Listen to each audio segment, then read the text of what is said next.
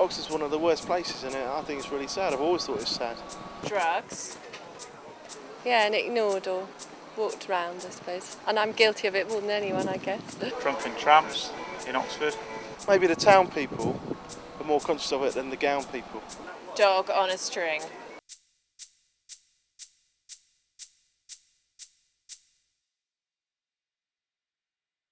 Because of my life history, I never trusted adults or anybody really. You know, I didn't have to answer to anybody because I didn't have anybody. My mother and father, God bless them, weren't perfect, like, you know. My parents split up, which led to my mum becoming depressed. I don't know, I kind of broke under pressure, I guess. It was just so Sometimes I can realise why I did take a lot of drugs, to bury it, you know. I lost my son, my home, my fiancé, my job. You know, he wasn't exactly up there on my list of priorities. And it sort of affected me quite badly, like, you know. Didn't have any security or acceptance or anything, like, you know.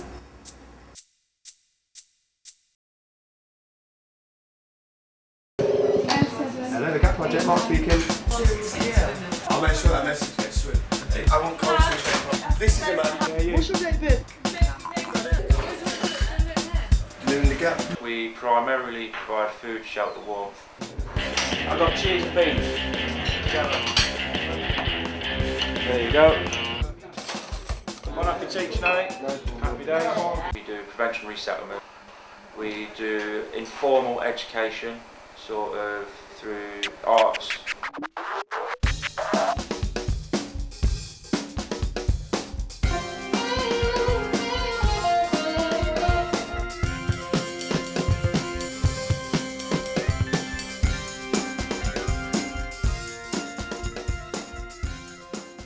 Well, the fitness and running club has been already in place for more than 9 months, probably.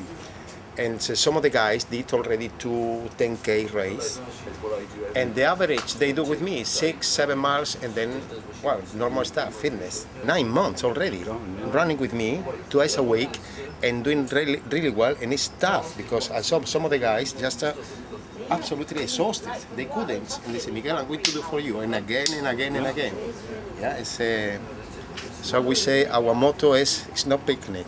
This one here is called the Pirates of the Black Sea. I didn't want to do a copy of, you know, the Pirates of the Caribbean, so I had a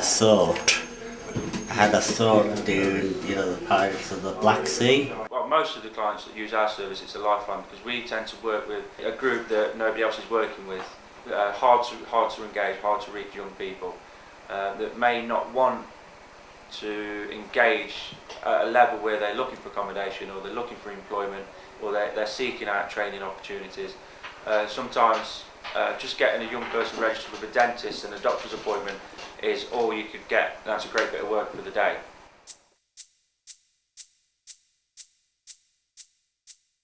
We was homeless when we was youngsters. He's had quite a lot of experience of being homeless, and so it's just our pet project, really. You've got people like the Gap, they're helping lots of people, but we like to help the people that we find on the streets, literally sleeping rough. The Oxford Mail puts it in for us, and then people knock on the door, and Oxford City Council donated us some big wheelie bins. People just come, we come home at night and there's stuff in the bins, and it's been absolutely brilliant. If you don't want to help them, don't hinder them.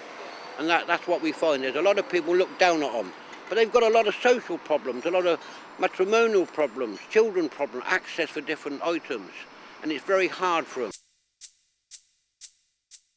There's a big stigma to being homeless, and it makes it even harder. You know, it's like if our life isn't hard enough. I've been urinated on by people.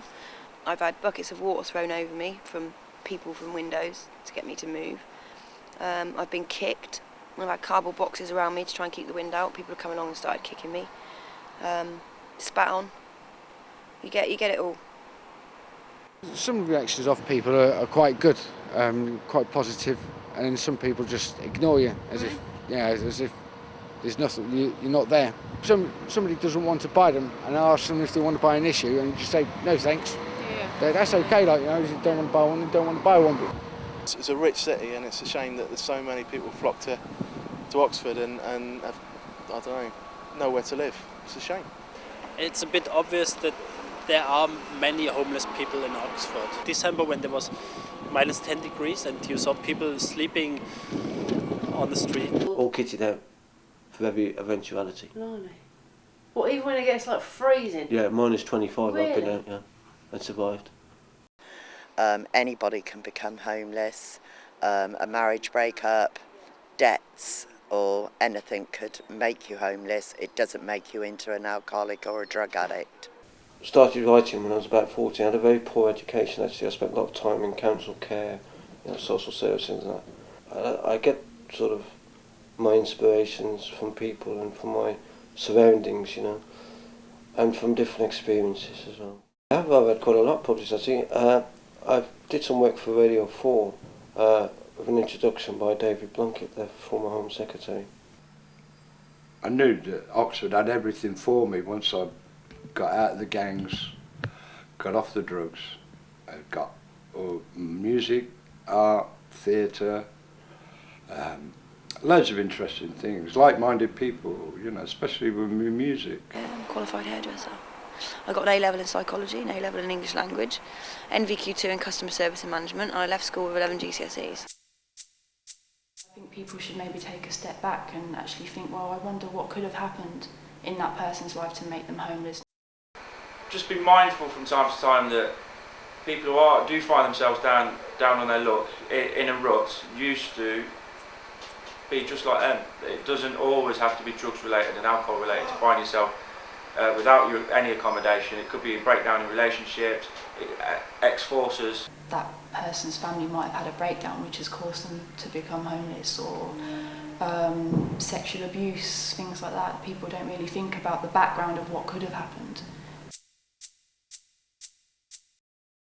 Just sit and talk to somebody, because you'll find that the majority of people that sleep outside and don't take any substances, and you'll be pleasantly surprised at how intellectual they are and how articulate they are.